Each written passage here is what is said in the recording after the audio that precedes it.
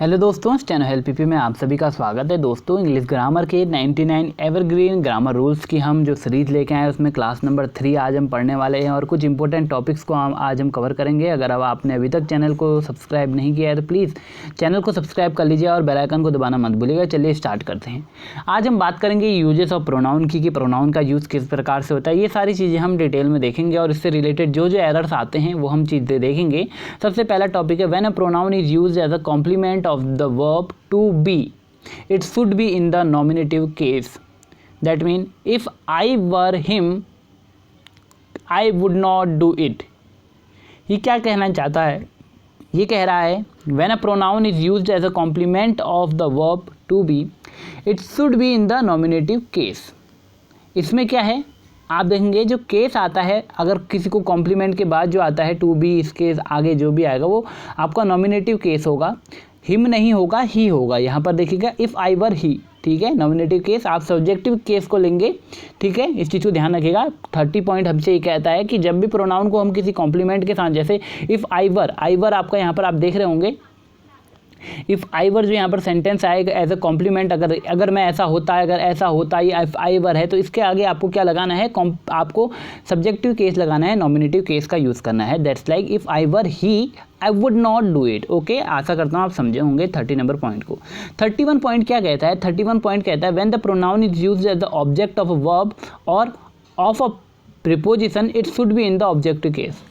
अगर प्रोनाउन किसी object as the object of a verb के ऑब्जेक्ट के रूप में प्रोनाउन का यूज़ होगा तो, या प्रीपोजिशन के रूप में यूज़ होगा तो उसको हम ऑब्जेक्टिव केस यूज़ करेंगे। जैसे let you and I do it, let you and I do it. अगर लेट के बाद देखिए ऑब्जेक्टिव केस के रूप में यूज़ किया जाएगा तो लेट यू एंड मी आएगा, ठीक है, लेट यू एंड मी। आशा करता हूँ आप समझे होंगे इसको। लेट यू एंड मी यहाँ पर आएगा, क्यों? क्योंकि यहाँ पर क्या है, ऑब्जेक्टिव केस को हमको लेके आना है जब pronoun is used as a object of verb. जो वर्ब लेट है उसका ऑब्जेक्ट के रूप में अगर प्रोनाउन का यूज़ करना है तो ये आपका क्या आएगा, आपका ऑब्जेक्टिव केस आएगा, लेट यू एंड मी, ठीक है। नेक्स्ट आता है एग्जाम्पल, आप देख रहे होंगे these parents are for you and I, तो आई नहीं होगा, these parents are for you and me, ठीक है। नेक्स्ट आता है emphatic pronouns cannot stand alone as subject। जैसे himself did it, himself did it, कुछ समझ में नहीं आ रहा है। emphatic जो प्रोनाउंस होते हैं जैसे himself हो गया, herself हो गया, अगर ये सिंगल हैं तो इन्हें एक साथ आप सिंगल यूज़ नहीं कर सकते हैं। cannot stand alone as subject, subject के रूप में ये कभी नहीं हो सकते, तो इसके लिए आपको सब्जेक्ट लगाना पड़ेगा he himself। वह खुद को कोई खुद को नहीं कहता। कौन किसको खुद को कहता है? ही हिमसेल्फ, ठीक है, ही हिमसेल्फ डिड इट। आशा करता हूँ समझे होंगे। Next, the indefinite pronoun one one's should be used throughout it use at all, ठीक है। One must not boast of his own success. जब भी one as a pronoun, indefinite pronoun use होगा तब आपको वहाँ पर क्या करना है, वंस लिख के आना है, वंस लिखना है, ठीक है, वंस का यूज़ करना है। जैसे यहाँ पर दिख रहा है one must not boost of his own success, his नहीं होगा, वंस होगा, वंस, वन का पेयर वंस के साथ बनेगा, इस चीज़ को ध्यान रखिएगा। नेक्स्ट आता है आइदर और neither is used only in speaking of two persons of thing, any, no one and none is used speaking more than two. बहुत बार क्वेश्चन आता है आइदर और नाइदर से रिलेटेड, तो हमेशा याद रखिएगा, जैसे मैंने बताया था आइदर का पेयर आपका और के साथ बनेगा, नाइदर का नॉट के साथ बनेगा। और इसके साथ साथ ये भी जोड़ लीजिएगा कि जो आइदर होगा वो और नाइदर होगा वो हमेशा दो व्यक्तियों का कंपैरिजन होगा, नेगेटिव और पॉजिटिव जो भी होगा दो व्यक्तियों का होगा। दो से ज़्यादा आदमी होंगे, दो से ज़्यादा व्यक्ति होंगे तो हमें क्या यूज़ करना है, एनी, नो वन, नन, इस टाइप की चीज़ों का हमें यूज़ करना है दो से ज़्यादा होने में, ठीक है। जैसे एग्जाम्पल देख रहे हैं any one of these two roads leads to the railway station. यहाँ पर कहा गया है कि दो रोडों की बात करी तो यहाँ पर एनी वन का यूज़ नहीं किया जाएगा, तो यहाँ पर क्या कहा जाएगा, यहाँ पर कहेगा either of these two roads leads to the railway station. जब भी दो चीज़ों के कंपैरिजन या दो चीज़ों की बात होगी तो आइदर का यूज़ करेंगे, ना कि एनी वन, ना कि एनी, ना कि नन, ना कि किसी का। तो आइदर और नाइदर का यूज़ दो के लिए, अगर दो से ज़्यादा है तो आप यूज़ कर सकते हैं एनी, नो वन, इन सब चीज़ों का आप यूज़ कर सकते हैं, ठीक है। नेक्स्ट आप देख रहे होंगे आपकी स्क्रीन में है करेक्ट, इनकरेक्ट है neither of these three boys. देखिए थ्री बॉयज़ का यहाँ पर थ्री बॉयज़ के बारे में बताया है, थ्री बॉयज़ आपको दिख रहा होगा। तो थ्री बॉयज़ के लिए मैंने बताया कि आइदर और नाइदर दो के लिए यूज़ होगा, तो थ्री के लिए आप क्या यूज़ करेंगे, नेगेटिव है तो नो वन का यूज़ करेंगे आप, no one of these three boys did his homework. ठीक है, आशा करता हूँ समझे होंगे। नेक्स्ट आता है आपका ईच अदर, 35 पॉइंट है। Each other used in speaking of two person or thing and one another is use speaking of more than two. हमेशा बहुत बार क्वेश्चन आता है, इस चीज़ को ध्यान रखिएगा। ईच अदर का जो प्रयोग होगा, ईच अदर आपका दो व्यक्तियों के लिए होगा, दो व्यक्तियों के अगर दो में बात हो रही है, और अगर दो से ज़्यादा है तो आप वन अदर का यूज़ करेंगे। तो आप किसका यूज़ करेंगे, तो आप इसका वन अदर का यूज़ करेंगे। ठीक है, वन अदर का यूज़ आप मोर देन टू प्लस दो से ज़्यादा हैं तो आप वन अदर का यूज़ करेंगे। अगर दो व्यक्तियों के बीच की बात हो रही है तो ईच अदर का प्रयोग करेंगे। हम देख लेते हैं इसका example. The two brothers loved one another, तो दो ब्रदर्स हैं, ईच अदर का प्रयोग हुआ। The two brothers loved each other. ठीक है, दो की बात होगी तो ईच अदर का यूज़ किया जाएगा। नेक्स्ट आता है आपका 36 पॉइंट। आशा करता हूँ सब समझ में आ रहा होगा। अगर तेज में बोल रहा हूँ तो आप स्पीड कम कर सकते हैं, आपको स्पीड कम करने का ऑप्शन भी प्रोवाइड करा रखा है यूट्यूब ने। आप जाके सेटिंग में जाके अपनी स्पीड को, मेरी इस वीडियो की स्पीड को कम कर सकते हैं। आशा करता हूँ सब समझ में आ रहा होगा। इसकी पीडीएफ मैं आपको एट द लास्ट में प्रोवाइड करा दूंगा। नेक्स्ट आता है अ नाउन और pronoun governing of gerund should be put in a positive case. जो भी नाउन और प्रोनाउन होगा, इस चीज़ को ध्यान रखिए, जो जिरंड की तरह यूज़ करेंगे वो आपका पॉजिटिव केस में पुट इन पॉजिटिव केस की तरह होना चाहिए। जैसे please excuse me being late. आप देखेंगे यहाँ पे बीइंग लेट आपका क्या है, एज अ जिरंड की तरह यूज़ किया जा रहा है। बट इसके आगे जो मी लिखा है वो आपका, यहाँ पर आपका क्या लिखा है, ऑब्जेक्टिव केस लिखा है। आपको क्या लेना है, पॉजिटिव केस लेना है, माई लेना है। ठीक है, please excuse my being late. ठीक है, मेरा लेट आना आप मुझे क्षमा करिए, please excuse my being late. ठीक है, पॉजिटिव केस आपको लेके आना है। नेक्स्ट है pronoun must agree with its antecedent in a person, number and gender. हमेशा प्रोनाउन अपने क्या है, जो आपका एंटीसीडेंट है उसके पर्सन, उसके नंबर, उसके अनुसार से लगेगा, ना कि किसी और के अनुसार से। ठीक है, जैसे each of these boys has done their homework, तो आप देख रहे होंगे each of these boys has done their homework. तो आप यहाँ पर देख रहेंगे देयर जो है, देयर का यूज़ यहाँ पर, देयर का यूज़ यहाँ पर ईच ऑफ के हिसाब से क्या होना चाहिए था, ईच ऑफ के हिसाब से आपके यहाँ पर हिज आना चाहिए था, सिंगुलर होना चाहिए था, बट यहाँ पर प्लुरल हुआ है। ईच ऑफ के हिसाब से क्या आना चाहिए था, तो सिंगुलर आना चाहिए। तो इस चीज़ को ध्यान रखिए कि जो आपका प्रोनाउन जो होगा वो आपका एंटीसीडेंट के अकॉर्डिंग, नंबर और जेंडर के अकॉर्डिंग रूल करना चाहिए। नेक्स्ट आता है आपका हैज़ था, तो हैज़ तो सही है, यहाँ पर हैव तो नहीं है, बट यहाँ पर देयर की जगह हिज आना चाहिए था। आशा करता हूँ आप समझे होंगे। नेक्स्ट जो आपका आता है वो आता है when two or more singular nouns are joined by and the pronoun used for them must be plural. ठीक है, अगर दो नाउन एंड के द्वारा जुड़ते हैं तो जो प्रोनाउन का यूज़ हम करेंगे वो क्या यूज़ करेंगे, वो हम करेंगे क्या, किसकी तरह, हम यूज़ करेंगे प्लुरल की तरह। जैसे both Raju and Ravi have done his homework, his नहीं होगा, देयर होगा। क्यों, दो नाउन को जब कंबाइन किया जा रहा है एंड से, तो जो उनका अगर अलग अलग नाउन डेफिनेट हो रहे हैं, पता चल रहा है कि अलग अलग नाउन है, तो हम वहाँ पर प्रोनाउन का यूज़ कौन से करेंगे, प्लुरल प्रोनाउन का हम वहाँ पर यूज़ करेंगे, है डियर आएगा। ठीक है, नेक्स्ट आता है when two or more singular nouns joined by and refer to the same person or thing, a pronoun used must be dear and singular. जैसे मैंने अभी बताया दो अलग को रेफर कर रहे हैं, अगर एक को ही रेफर करता है तब आपका सिंगुलर का यूज़ किया जाएगा। जैसे the collector and district magistrate. देखिए, अगर यहाँ पर अलग अलग लिखना होता तो ये लिखता the collector and the district magistrate, दोनों अलग अलग लिखता, बट यहाँ पर क्या लिखा है, the collector and district magistrate. इसका मतलब एक ही व्यक्ति है।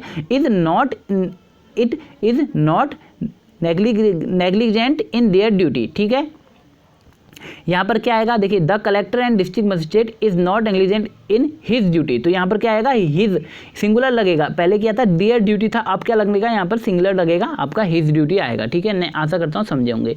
नेक्स्ट जो है आपका, आप देख रहे होंगे when two or more singular nouns joined by और एंड नॉर आइदर और नाइदर और the pronoun must be used in a singular. देखिए, दो या दो से ज़्यादा सिंगुलर नाउन्स को अगर एक जोड़ा जाएगा किसके माध्यम से, और नाइदर नॉर आइदर और के माध्यम से, तब आपका जो प्रोनाउन यूज़ करेगा वो सिंगुलर होगा। जैसे neither Ravi and Raju has done their homework, तो नाइदर रवि और Raju has done their homework. तो यहाँ पर जो दियर है, जो ये दियर आप देख रहे हैं, आपकी स्क्रीन में आपको दियर नज़र आ रहा है, वो दियर का आप यूज़ नहीं करेंगे, दियर की जगह आप हिज होमवर्क का यूज़ करेंगे। हिज होमवर्क को उन्होंने अपना होमवर्क नहीं करा।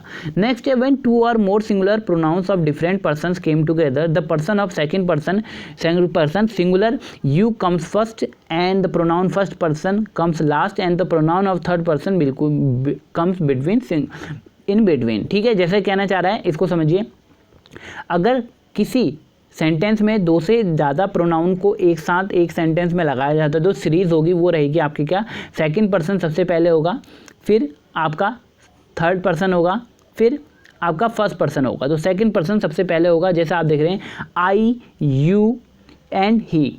तो सबसे पहले आपका क्या होगा, सबसे पहला जो होगा आपका क्या होगा, सेकंड पर्सन होगा, यानी यू सबसे पहले होगा, यू, ही, आई। तो इसका जो फॉर्मूला बनेगा वो 2 3 1 का बनेगा, 2 3 1। सेकंड पर्सन सबसे पहले आएगा जब भी दो से ज़्यादा प्रोनाउन अगर आपकी सेंटेंस में होंगे तो आपको क्या यूज़ करना है, 2 3 1 फॉर्मूला याद रखना है। सबसे पहले सेकंड पर्सन, फिर थर्ड पर्सन, फिर फर्स्ट पर्सन। सेकंड का मतलब जैसे आप यू, थर्ड पर्सन आपका ही, एंड आई आपका फर्स्ट पर्सन हो गया। तो you, he and I must work together, ठीक है। जब नॉर्मल कंडीशन की बात हो रही है, ठीक है, जब भी देखिए यहाँ पर when 2 or more plural pronouns of different person come together, first person plural we comes first, then second person plural you, and last all the third person they. जब भी अगर प्लूरल में होगा, सिंगुलर की बताइए, अगर प्लूरल की होगा तो सबसे पहले क्या आएगा आपका आएगा फर्स्ट पर्सन प्लूरल वी सबसे पहले आएगा, सेकंड पर्सन प्लूरल यू आएगा, फिर लास्ट में आएगा क्या, थर्ड पर्सन दे। जैसे you, they and we must work together, तो इसमें फर्स्ट पर्सन जो होगा प्लूरल जो होगा वो वी सबसे पहले आएगा, वी, फिर आएगा आपका सेकंड पर्सन का प्लूरल यू, एंड लास्ट में आएगा third person they. You they must work together. आशा करता हूँ इन दोनों को आप समझे होंगे। नेक्स्ट आता है आपका relative pronoun who is in subjective case whereas whom is an objective case, therefore for who there must be a finite verb in the sentence, or otherwise when whom is an object is used as a sentence and there is more finite verbs than the number of subject in sentence, then whom should be changed into the who subject। ठीक है, आशा करता हूँ इसको आप समझे होंगे, काफ़ी आसानी से समझाया गया। जैसे इसमें बात करें तो doctor whom came here has Ram's brother, यहाँ पर एक डॉक्टर को एक सब्जेक्ट को आपको बताने की कोशिश करिए जो द डॉक्टर, तो अब बताया गया है कि the doctor whom came here was Ram's brother. यहाँ पर whom नहीं होगा, यहाँ पर who होगा। ये क्या कह रहा है इसे समझिए। The relative pronoun who is in a subjective case whereas whom is in a objective case. याद रखिएगा हमेशा जो who होता है वो सब्जेक्टिव केस होता है, ठीक है, जो whom होगा वो आपका ऑब्जेक्टिव केस होगा, ठीक है। किसी भी चीज़ का ऑब्जेक्टिव केस पूछना है तो हम whom लगाते हैं और सब्जेक्ट पूछना है तो हम who लगाते हैं। Therefore who there must be finite verb in the sentence, ठीक है, और otherwise when whom is used in a sentence and there is more finite verbs than the number of subject of the sentence, then whom should be changed into who। ठीक है, जो आपका who है वो आपका क्या है, फाइनाइट वर्ब के साथ उसके लिए कोई वर्ब होनी चाहिए, अगर करता है तो उसके साथ क्रिया भी होनी चाहिए, ठीक है। वर्क है तो उसके साथ आपका कर्ता भी होगा, तो इस चीज़ को ध्यान रखिएगा। अगर फाइनाइट वर्ब है तो उसके साथ हु जरूर होगा। Otherwise when whom is used in the sentence there is more finite verbs than the number of subject in the sentence। अगर आपका whom भी ऐसा यूज़ किया जा रहा है तो आपके पास नंबर ऑफ वर्ब एक से ज़्यादा होंगी, मोर देन होंगी, ठीक है, मोर फाइनाइट वर्ब्स रहेंगी। Then whom should be used change into whom subject, ठीक है। जैसे एग्जांपल यहाँ पर था the doctor who came here has Ram's brother. देखिए अब यहाँ पर बात करी जाती है द डॉक्टर की, एक डॉक्टर था whom came here was Ram's brother, तो यहाँ पर क्या आएगा, whom नहीं आएगा। क्यों यहाँ पर whom क्यों नहीं आएगा, क्योंकि यहाँ पर द डॉक्टर की बात करी जा रही है। द डॉक्टर जो वर्ब को कौन क्वालिफाई करेगा, whom तो क्वालिफाई करेगा नहीं केम वर्ब को, तो कौन करेगा, ठीक है, तो कौन करेगा, हु करेगा, कौन, द डॉक्टर, ठीक है। आशा करता हूँ समझे होंगे। व्हेन है with superlative degree adjective only none all etc as relative pronoun we use that and not which or who, ठीक है। जब भी सुपरलेटिव एडजेक्टिव होगा only none all as relative pronoun हम क्या यूज़ करेंगे, दैट का यूज़ करेंगे, ना कि आपका विच और हु का, ठीक है। विच और हु का आप रिलेटिव प्रोनाउन का यूज़ नहीं करेंगे। जब भी आपका ऑल एनी ये कुछ भी रहेंगे तो all which glitters is not gold, इसका नहीं, all that glitters is not gold. आशा करता हूँ आप इसे समझे होंगे। यहाँ पर आपका दैट का यूज़ होगा, ना कि आपका हु विच इसका प्रयोग होगा। आफ्टर नेक्स्ट आपका after let if a pronoun is use then pronoun must be in the objective case. अगर लेट के बाद प्रोनाउन का यूज़ होता है तो ऑब्जेक्टिव केस में रूप में होगा। जैसे एग्जांपल आप देख रहे हैं लेट ही गो देयर, तो लेट के बाद हमेशा ऑब्जेक्टिव केस आता है, इस चीज़ को ध्यान रखिएगा। बहुत बार क्वेश्चन पूछा जाता है तो लेट के बाद जो केस आता है वो आपका ऑब्जेक्टिव केस आता है। Let him go there, let him go there. आशा करता हूँ आप इसे समझे होंगे, let him go there. Next जो टॉपिक आप लोगों का अराइज होता है वो होता है सब्जेक्टिव वर्ब एग्रीमेंट। बहुत इंपॉर्टेंट टॉपिक है, सही से समझिएगा, आसानी से है, बहुत आसान है, समझिएगा। ये कहता है two or more singular subject connected by and usually take verb in plural. अगर दो सिंगुलर सब्जेक्ट आपके एंड से जुड़े होंगे तब आप जो वर्ब यूज़ करेंगे वो प्लूरल यूज़ करेंगे। जैसे एग्जांपल है Hari and Ram is here, नहीं Hari and Ram are there, simple है काफ़ी। नेक्स्ट आता है if two singular nouns refer to the same person or thing and the verb must be singular. जैसे मैंने आपको पहले बताया था the collector or the district magistrate की मैंने बात करी, the collector and district magistrate होगा तो singular, and the collector and the district magistrate होगा तो आपका प्लूरल का यूज़ करेंगे। तो सेम चीज़ ये कह रहा है if two singular nouns refer to the same person, अगर दो सिंगुलर नाउन एक ही चीज़ को पर्सन एक ही पर्सन को डिनोट कर रहे हैं और the thing must verb must be singular, जो वर्ब रहेगी हमेशा सिंगुलर रहेगी। जैसे the secretary and principal are coming, the secretary and principal एक ही व्यक्ति है तो आर नहीं इज आएगा, ठीक है, इजी है काफ़ी। Here the same person secretary as well as principal same है, ओके।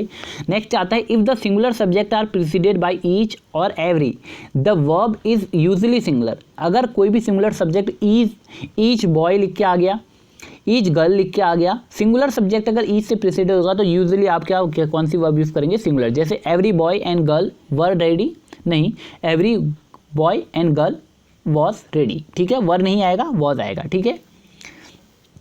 नेक्स्ट आता है two or more singular subject connected bye or, nor, either और, नाइदर और, टेक वर्ब आ सिंगुलर। अगर दो से ज़्यादा भी सिंगुलर वर्ब से जुड़ी होंगी एक साथ, कनेक्टेड सब्जेक्ट कनेक्ट होंगे आपके आइदर से, नाइदर से, और से, तो ये सारी चीज़ें क्या हैं, सिंगुलर ही लेंगे। जैसे neither he nor I was there आएगा, ना कि वर। जैसे एग्जाम्पल में आपको दिख रहा होगा neither he nor I were there, तो यहाँ पर क्या आएगा, नाइदर ही और आई वॉज देयर। तो यहाँ पर इस चीज़ को ध्यान रखिएगा कि two or more singular subject connected by nor or either और, neither or, takes only singular लेते हैं, ठीक है। नेक्स्ट आता है when the subject joined by or, nor are of different numbers the verb must be plural and the plural must be placed next to the verb.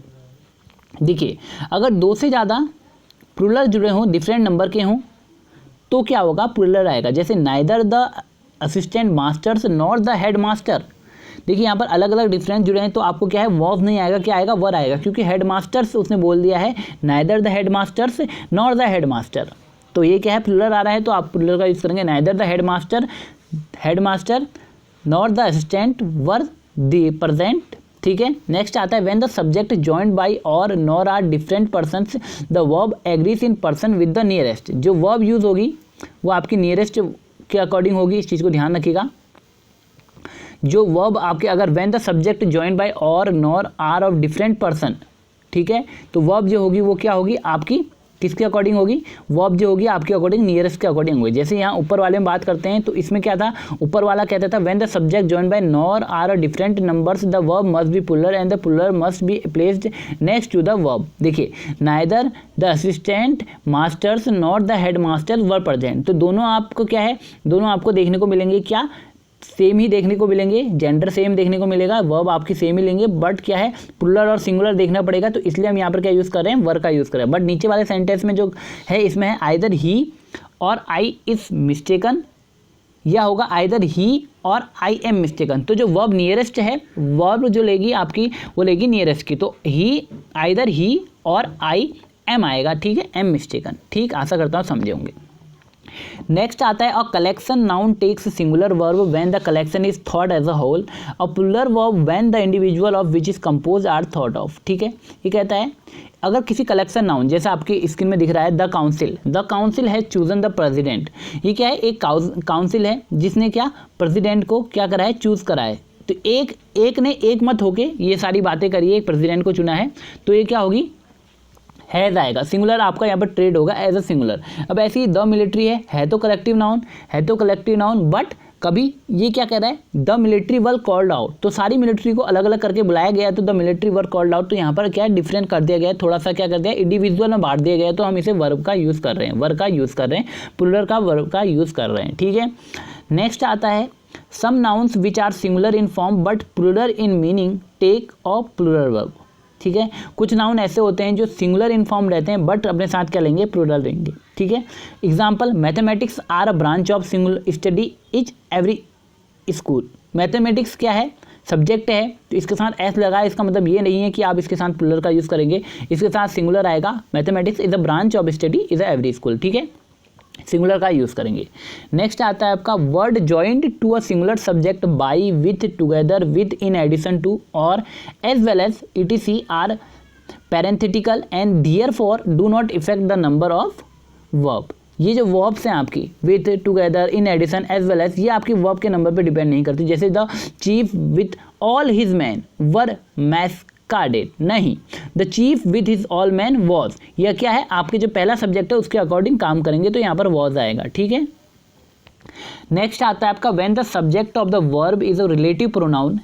ध्यान से सुनिएगा, when the subject of the verb is a relative pronoun care should must be taken to see that the verb agrees in numbers, person and antecedent of the relative. जब भी हम subject की बात करेंगे, when the subject of the verb, verb का जो subject है वो रिलेटिव प्रोनाउन है, तो इस चीज़ का ध्यान रखिएगा कि जो वर्ब होनी चाहिए वो एग्री करनी चाहिए उस व्यक्ति के जो नंबर है, पर्सन है, उसके जो क्या है उसके अकॉर्डिंग होनी चाहिए। जैसे I who is your friend, I who is your friend will guard your interest, तो यहाँ पर क्या होगा, किसके अकॉर्डिंग करनी चाहिए, जो वर्ब है आपकी, वर्ब है वो आपकी एंटीसीडेंट के अकॉर्डिंग होनी चाहिए। तो आई हु इज नहीं होगा, आई के साथ एम का पेयर बनता है, तो I who am your friend will guard your interest. ठीक है, आशा करता हूँ यहाँ तक आपको समझ में आया होगा।